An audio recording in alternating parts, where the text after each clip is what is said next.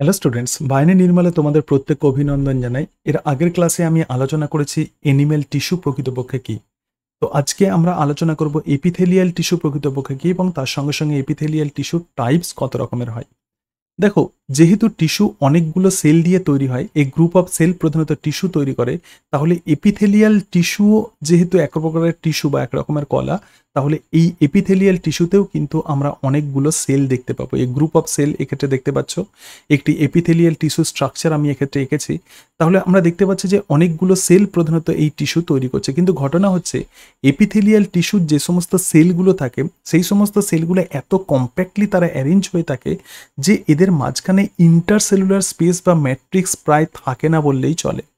যখনই তোমরা টিস্যু সম্পর্কে পড়বে, এটুকু মাথায় রাখবে যে ডিফারেন্ট টিস্যুর ইন্টারসেলুলার স্পেস বা ম্যাট্রিক্স অত্যন্ত গুরুত্বপূর্ণ। তো এপিথেলিয়াল যে টিস্যু আছে, এখানকার সেলগুলো এত কম্প্যাক্টলি অ্যারেঞ্জড হয়ে থাকে যে এক্ষেত্রে প্রধানত ইন্টারসেলুলার স্পেস বা ম্যাট্রিক্সের পরিমাণ প্রচুর প্রচুর পরিমাণে কম থাকে। কিন্তু ঘটনা হচ্ছে এপিথেলিয়াল টিস্যু প্রধানত যে স্ট্রাকচারের উপরে থাকে, তো তার নামই হচ্ছে বেসমেন্ট মেমব্রেন, বা যাকে বাংলাতে বলা হয় ভিত্তি পর্দা। এবং এই বেসমেন্ট মেমব্রেনের প্রধানত দুটো লেয়ার আছে। উপরের দিকের যে লেয়ার, যেটা একদম এপিথেলিয়াল সেলের সঙ্গে কানেক্টেড থাকে, তো তাকেই বলা হয় বেসাল ল্যামিনা। এবং নিচের দিকের যে লেয়ার, তো তাকেই আমরা বলবো ফাইব্রাস ল্যামিনা। তাহলে বেসমেন্ট মেমব্রেন, দেখো অনেক সময় আমরা কনফিউজড হয়ে যাই যে বেসমেন্ট মেমব্রেন প্রকৃতপক্ষে কি। এপিথেলিয়াল টিস্যুর ক্যারেক্টারিস্টিক ফিচার্স হচ্ছে একটা পর্দার উপরে এরা প্রধানত থাকে, এবং এই পর্দা কিন্তু সবসময় সেলুলার হয়। তাহলে এই জায়গাতে দেখো, এই পর্দাতে কিন্তু কোনো আমরা সেল দেখতে পাচ্ছি না। তো এই সেলুলার যে স্ট্রাকচার, যার উপর এপিথেলিয়াল টিস্যুর সেলগুলো সজ্জিত থাকে, তো তাকেই আমরা বলবো বেসমেন্ট মেমব্রেন। এর উপরের দিকের যে পোর্শন যেটা বলছিলাম, তো তাকে বলবো বেসাল ল্যামিনা। এবং বেসাল ল্যামিনা হচ্ছে এক রকমের গ্লাইকোপ্রোটিন দিয়ে তৈরি হয় এবং মিউকোপলিস্যাকারাইড দিয়ে তৈরি হয়। তাহলে মিউকোপলিস্যাকারাইড এবং গ্লাইকোপ্রোটিন দিয়ে প্রধানত তৈরি হয়, এবং এই বেসাল ল্যামিনা প্রধানত সিক্রেট করে কে? Secreted by epithelial cell. তাহলে দেখো, বেসমেন্ট মেমব্রেনের বেসাল ল্যামিনার যে মেটেরিয়ালস, যেটা মিউকোপলিস্যাকারাইড এবং গ্লাইকোপ্রোটিন দিয়ে তৈরি হয়, সেটা সিক্রেট করে কিন্তু এপিথেলিয়াল সেল নিজেরা। এবং তার সঙ্গে সঙ্গে দেখো, বেসমেন্ট মেমব্রেনের যে ফাইব্রাস ল্যামিনা আছে, মানে তন্তুময় যে ল্যামিনা, এটা হচ্ছে ফাইব্রাস ল্যামিনা। এবং ফাইব্রাস ল্যামিনা কি দিয়ে তৈরি হবে? ফাইব্রাস ল্যামিনা তৈরি হবে কোলাজেন এবং রেটিকিউলার ফাইবার দিয়ে। অর্থাৎ কোলাজেন এক রকমের প্রোটিন এবং রেটিকিউলার ফাইবার দিয়ে তৈরি হয়, that is the part of connective tissue matrix. তাহলে দেখো, এই যে ফাইব্রাস ল্যামিনা, এটা কিন্তু প্রধানত কানেকটিভ টিস্যুর একটা পার্ট, কানেকটিভ টিস্যুর ম্যাট্রিক্সের একটা পার্ট। এবং এই জায়গাতে একটা বিষয় নোটিস করো, এই জায়গাতে দেখতে পাচ্ছ যে এপিথেলিয়াল টিস্যু সবসময় কানেকটিভ টিস্যুর ওপরে থাকে, মানে যোগ কলার ওপরে থাকে। এপিথেলিয়াল টিস্যু কানেকটিভ টিস্যুর সবসময় ওপরে থাকবে, এবং এক্ষেত্রে এর যে বেসমেন্ট মেমব্রেন আছে, এই বেসমেন্ট মেমব্রেনের ফাইব্রাস ল্যামিনা প্রকৃতপক্ষে আর কিছুই নয়, কানেকটিভ টিস্যুর ম্যাট্রিক্সেরই একটি পার্ট। এবং এপিথেলিয়াল টিস্যু প্রধানত আমাদের দেহে বিভিন্ন আবরণ তৈরি করে। তো এপিথেলিয়াল টিস্যুকে তাহলে কেমন দেখতে হয়, কত রকমের সেল দিয়ে তৈরি হয়, সেলগুলো কিভাবে অ্যারেঞ্জ হয়ে থাকে, সেটা আমরা দেখলাম। এবং তার সঙ্গে সঙ্গে এর বেসমেন্ট মেমব্রেনের স্ট্রাকচার দেখলাম। এবং বেসমেন্ট মেমব্রেনের যে দুটো পার্ট আছে, বেসাল ল্যামিন এবং ফাইব্রাস ল্যামিনা, এগুলো প্রধানত কার প্রোডাক্ট, সেটা আমরা দেখলাম।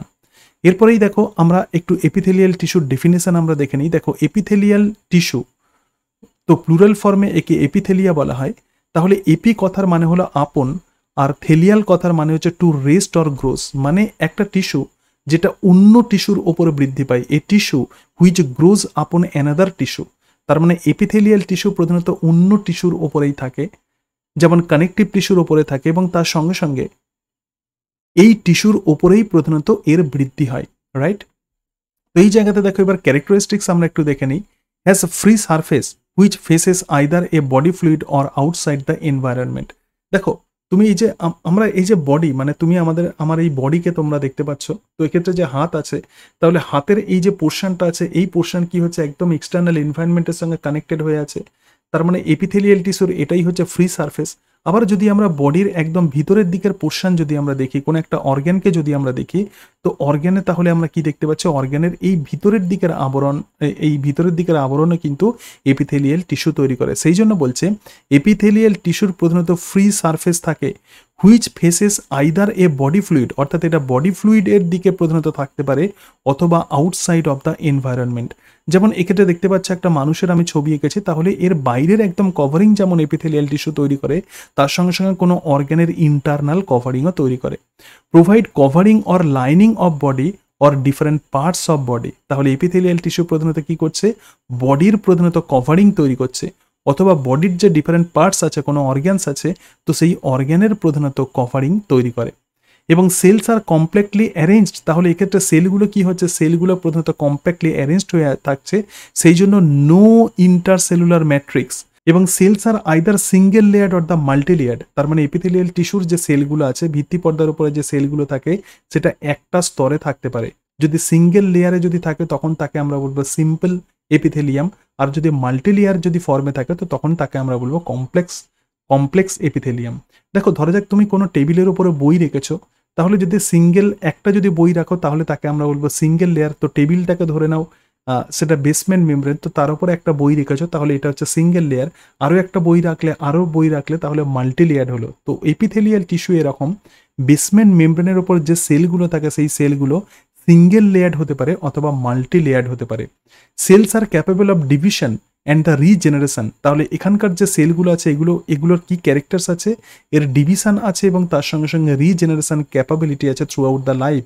সেই জন্য এপিথেলিয়াল টিস্যুকে সবসময় আঘাত সহ্য করতে হয়। তো এপিথেলিয়াল টিস্যুর কোষগুলো নষ্ট হয়ে গেলেও বিভাজনের মধ্য দিয়ে আবার এরা কিন্তু নিজেকে রিকভার করে।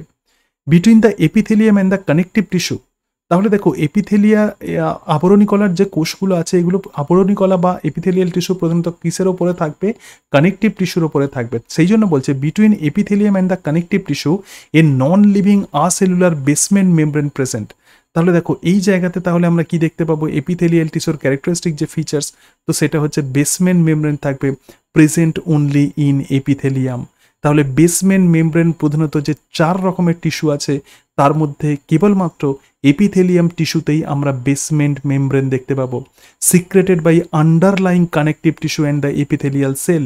মেমব্রেনের যে সমস্ত কম্পোনেন্টগুলো আছে, দেখো এই কম্পোনেন্টগুলো কানেকটিভ টিস্যু থেকে সিক্রেটেড হয় এবং তার সঙ্গে সঙ্গে এপিথেলিয়াল সেল থেকে প্রধানত সিক্রেটেড হয়।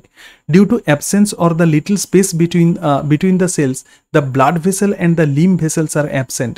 তাহলে এপিথেলিয়াল টিস্যু সবসময় কিন্তু আভাস্কুলার হবে, কোনো ব্লাড ভেসেলস থাকে না। তাহলে এপিথেলিয়াল টিস্যুর সেলগুলো কিভাবে বেঁচে থাকে, cells obtained nutrients from underlying connective tissue. তার মানে এপিথেলিয়াল টিস্যু যে তার নিচেই যে কানেকটিভ টিস্যু থাকে, তো তার উপরে প্রধানত এপিথেলিয়াল টিস্যু অবস্থান করে। তো সেই কারণের জন্য এপিথেলিয়াল টিস্যুর কোষগুলো নিউট্রিয়েন্টস বা পুষ্টি কোথা থেকে পাবে, তার নিচে যে কানেকটিভ টিস্যু থাকে, তো সেই কানেকটিভ টিস্যু বা যোগ কলা থেকে তার পুষ্টি পায়। সুতরাং এপিথেলিয়াল টিস্যুর যে ইম্পর্টেন্ট ক্যারেক্টারিস্টিক ফিচার্সগুলো আরও একবার দেখে নাও। দেখো এক্ষেত্রে আমরা ফ্রি সারফেস দেখতে পাবো এবং তার সঙ্গে সঙ্গে এরা প্রধানত বডির কভারিং তৈরি করে এবং কোনো রকম ইন্টারসেলুলার স্পেস থাকে না এবং সেই কারণের জন্য কোনো রকম ম্যাট্রিক্স থাকবে না।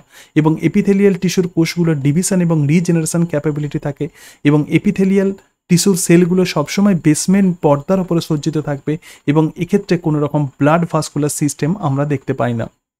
তো এই জায়গাতে একটু ছবির সাহায্যে আরও একবার দেখে নাও। এক্ষেত্রে দেখতে পাচ্ছ যে এপিথেলিয়াল টিস্যুর সেলগুলো কীরকমভাবে কম্প্যাক্টলি অ্যারেঞ্জড হয়ে আছে।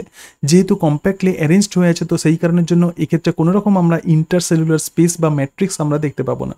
এবং এই যে এপিথেলিয়াল টিস্যু আছে, এক্ষেত্রে দেখো apical or the free surface, মানে উপরের দিকে যে পোর্শনটা আছে এটা কিন্তু ফ্রি সারফেস। এটা আইদার আমাদের এনভায়রনমেন্টের সঙ্গে এরা প্রধানত কানেক্টেড থাকতে পারে অথবা দেহের কোনো অর্গ্যানের একদম ভিতরের দিকের পোর্শন হতে পারে। কোনো অর্গ্যান প্রধানত লুমেন বা ক্যাভিটি থাকে এবং সেই ক্যাভিটির সঙ্গে অ্যাডজাসেন্ট হতে পারে। তো সেই জন্যই এক্ষেত্রে আমরা কিন্তু ফ্রি সারফেস আমরা দেখতে পাবো। এবং এপিথেলিয়াল টিস্যুর তাহলে সেলগুলো কার ওপর সজ্জিত থাকবে, বেসমেন্ট মেমব্রেনের ওপর সজ্জিত থাকে। বেসমেন্ট মেমব্রেনে কিন্তু কোনো রকম সেল থাকে না। তাহলে এক্ষেত্রে আমরা কি দেখতে পাচ্ছি, বেসমেন্ট মেমব্রেন। এবং এই বেসমেন্ট মেমব্রেনের জাস্ট নিচে যেটা থাকে তো সেটাই হচ্ছে কানেকটিভ টিস্যু এবং কানেকটিভ টিস্যুর মধ্যে প্রধানত ব্লাড ভেসেলস থাকে। তাহলে এপিথেলিয়াল টিস্যু কোথা থেকে পুষ্টি সংগ্রহ করবে, এই কানেকটিভ টিস্যু থেকে পুষ্টি সংগ্রহ করবে। দেখো কানেকটিভ টিস্যুর যে ব্লাড ভেসেলস আছে সেখান থেকে অক্সিজেন চলে যাচ্ছে, তাহলে তার মানে এরা নিউট্রিয়েন্টস কোথা থেকে পাবে, এরা নিউট্রিয়েন্টস পাবে কানেকটিভ টিস্যু থেকে, কারণ এপিথেলিয়াল টিস্যুর মধ্যে কোনো রকম ব্লাড ভেসেলস থাকে না। সুতরাং এপিথেলিয়াল টিস্যুর একটা অত্যন্ত গুরুত্বপূর্ণ যে ফিচার সেটা হচ্ছে তার ফ্রি সারফেস এবং তার যে সারফেস, তো সেই সারফেসে প্রধানত 2 ধরনের মডিফিকেশন আমরা দেখতে পাই। তো এক্ষেত্রে দেখো এপিথেলিয়াল টিস্যুর যে সেলগুলো আছে এক্ষেত্রে যে দুই ধরনের মডিফিকেশন দেখা যায়। তো ফ্রি সারফেসে অনেক সময় আঙুলের মতো প্রবর্ধক আমরা দেখতে পাবো এবং সেই আঙুলের মতো প্রবর্ধকগুলোকে আমরা বলবো ব্রাশ বর্ডার। এবং সারফেসে আমরা কি দেখতে পাচ্ছি, আঙুলের মতো অনেক প্রবর্ধক দেখতে পাচ্ছি। তাহলে অনেকগুলো প্রবর্ধক মিলে একটা ব্রাশের মতো স্ট্রাকচার তৈরি করে, তো তাকেই বলা হয় ব্রাশ বর্ডার। দেখো প্লাজমা মেমব্রেন, সুতরাং এই যে পোর্শন দেখতে পাচ্ছ, so this is the brush border, right? তাহলে plasma membrane of the cells gets folded to form the finger like projection call the microvilli. তার মানে এপিথেলিয়াল টিস্যুর সেলের যে কোষ পর্দা আছে এগুলো ফোল্ড হয়ে যায়, ভাঁজ হয়ে যায়, এবং ভাঁজ হয়ে গিয়ে কি করবে, এরা মাইক্রোভিল্লি তৈরি করবে, ফিঙ্গার লাইক প্রজেকশন তৈরি করবে, এবং সেই প্রজেকশনকেই আমরা বলবো মাইক্রোভিল্লি। অনেকগুলো মাইক্রোভিল্লি অনেকটা ব্রাশের মতো দেখতে লাগে, সেই জন্য এরা যেটা তৈরি করে সেটা হলো ব্রাশ বর্ডার। এবং ব্রাশ বর্ডার কেন তৈরি করে, কারণ এর ফলে ফোল্ডিং যেহেতু হচ্ছে প্লাজমা মেমব্রেন এবং তার ফলে সারফেস এরিয়া অনেক বেড়ে যায় for absorption and secretion. Epithelial টিস্যুর অত্যন্ত গুরুত্বপূর্ণ বৈশিষ্ট্য হচ্ছে অ্যাবসর্পশন, কোনো পদার্থের শোষণ করা। তাহলে ডাইজেস্টিভ সিস্টেমে প্রধানত যখন এই ফোল্ডিং হয়ে যায় তার মানে কি সারফেস এরিয়া অনেক বেড়ে যাবে, এবং তার ফলে সহজেই আমরা জানি যে স্মল ইন্টেস্টাইনের মধ্যে আমরা মাইক্রোভিল্লি দেখতে পাই এবং সিক্রেশন। তাহলে এই সারফেস এরিয়া বেড়ে যাওয়ার জন্য প্রধানত অ্যাবসর্পশন এবং সিক্রেশনে হেল্প করে। এছাড়া এপিথেলিয়াল টিস্যুর ফ্রি সারফেসে আরও কিছু স্পেশাল স্ট্রাকচার দেখা যায়, তো তাকেই আমরা বলবো সিলিয়া। যে সমস্ত এপিথেলিয়াল টিস্যুতে আমরা সিলিয়া দেখতে পাবো তো তাকেই বলা হয় সিলিয়েটেড এপিথেলিয়াম। এক্ষেত্রে দেখতে পাচ্ছ যে হেয়ার লাইক প্রজেকশন দেখতে পাচ্ছ, তো এগুলোই হলো সিলিয়া। দেখো bearing the cilia in plasma membrane and the cilia move unidirectionally for movement of the substances. মানে সিলিয়া কিন্তু একদিকেই মুভ করবে। Usually lines the hollow organ. প্রধানত আমাদের দেহে যে সমস্ত হলো অর্গ্যান আছে, মানে যে সমস্ত অর্গানের মধ্যে ক্যাভিটি থাকে, তো সেই ক্যাভিটি যুক্ত অর্গানেই প্রধানত আমরা সিলিয়েটেড এপিথেলিয়াম দেখতে পাবো, রাইট? তাহলে আমরা কি কি দেখলাম, এপিথেলিয়াল টিস্যুর যে সমস্ত সেলগুলো থাকে তো তারা প্রধানত কম্প্যাক্টলি অ্যারেঞ্জড হয়ে থাকে, বেসমেন্ট পর্দার উপরে থাকে এবং কানেকটিভ টিস্যুর জাস্ট উপরে থাকে। যেহেতু এরা আভাস্কুলার হয় তো সেই কারণের জন্য প্রধানত নিউট্রিয়েন্টস প্রধানত কানেকটিভ টিস্যু থেকেই পায়। এবং এক্ষেত্রে ফ্রি সারফেস আমরা দেখতে পাবো, এবং ফ্রি সারফেসে কিন্তু মডিফিকেশন দেখতে পাবো। এক রকমের মডিফিকেশন তো তাকে আমরা বলবো microvilli or the brush border, এবং আরও এক রকমের মডিফিকেশন আমরা দেখতে পাবো প্লাজমা মেমব্রেনে, তো সেটাই হলো সিলিয়া। এরপরে দেখো এপিথেলিয়াল টিস্যু প্রধানত কত রকমের হতে পারে। এপিথেলিয়াল টিস্যু প্রধানত দুই ধরনের হয়, একটা সিম্পল এবং আর একটা হলো কম্পাউন্ড। সিম্পল মানে কি, সিম্পল মানে হচ্ছে সিঙ্গেল লেয়ার অফ সেল, অর্থাৎ এক্ষেত্রে আমরা দেখতে পাচ্ছি যে বেসমেন্ট মেমব্রেন এবং সেই বেসমেন্ট মেমব্রেনের ওপরে একটি লেয়ারের সেল দেখতে পাচ্ছি। তাহলে এই টাইপের যে এপিথেলিয়াল টিস্যু তো তাকেই আমরা বলবো সিম্পল এপিথেলিয়াম। তো সিম্পল এপিথেলিয়ামের মেজর ফাংশন কি, ফিল্ট্রেশন। যেমন আমরা জানি যে যখন ইউরিন তৈরি হয় তখন গ্লোমেরুলাসের মধ্যে ফিল্ট্রেশন হয় বা বাউম্যান ক্যাপসুলের মধ্যে ফিল্ট্রেশন হয়। তাহলে ফিল্ট্রেশন যেমন করবে, ডিফিউশন মানে ব্যাপন করবে, সিক্রেশন এবং অ্যাবসর্পশনে হেল্প করবে সিম্পল এপিথেলিয়াম। এবং কম্পাউন্ড এপিথেলিয়াম মানে কি, দেখো বেসমেন্ট মেমব্রেনের উপরে আমরা দেখতে পাচ্ছি যে অনেকগুলো লেয়ারের সেল আমরা দেখতে পাচ্ছি। তাহলে যখন অনেকগুলো লেয়ারের যখন সেল থাকবে তো তখনই তাকে আমরা বলবো compound epithelium. Protection against the chemical stress and the mechanical stress. তার মানে যেহেতু এরা মাল্টিলেয়ার্ড হয় সেই কারণের জন্য বিভিন্নভাবে আমাদের দেহকে বা ডিফারেন্ট অর্গ্যানকে প্রধানত এরা প্রোটেক্ট করে, এবং এরা প্রধানত কভারিং তৈরি করে দেহের বিভিন্ন অঙ্গে। এবং তার সঙ্গে সঙ্গে less role in secretion and absorption, মানে কম্পাউন্ড এপিথেলিয়াম প্রধানত সিক্রেশন এবং অ্যাবসর্পশনে তার ভূমিকা জেনারেলি কম। তাহলে সিম্পল এপিথেলিয়াম প্রধানত কি করবে, সিক্রেশন এবং অ্যাবসর্পশন করবে, রাইট? তো এটাই হচ্ছে এপিথেলিয়াল টিস্যুর একদম বেসিক আইডিয়া। এবং এরপরে আমরা এই সিম্পল এপিথেলিয়াম কত রকমের হতে পারে, যেমন সিম্পল স্কোয়ামাস এপিথেলিয়াম, অর্থাৎ বেসমেন্ট মেমব্রেনের উপরে যখন এক রকমের যখন একটা লেয়ারের যখন সেল থাকে তো তখনই তাকে আমরা বলবো সিম্পল এপিথেলিয়াম। তো সেই সিম্পল এপিথেলিয়ামের পরের দিন আমরা ক্লাসিফিকেশন নিয়ে আলোচনা করবো যে কত রকমের সিম্পল এপিথেলিয়াম হতে পারে, এবং তারপরে আমরা কম্পাউন্ড এপিথেলিয়াম সম্পর্কেও আলোচনা করব। আজকে তাহলে এই পর্যন্তই। আশা করি টিস্যুর এই সেশন তোমাদের অনেকটাই হেল্পফুল হবে। So thank you and that's it.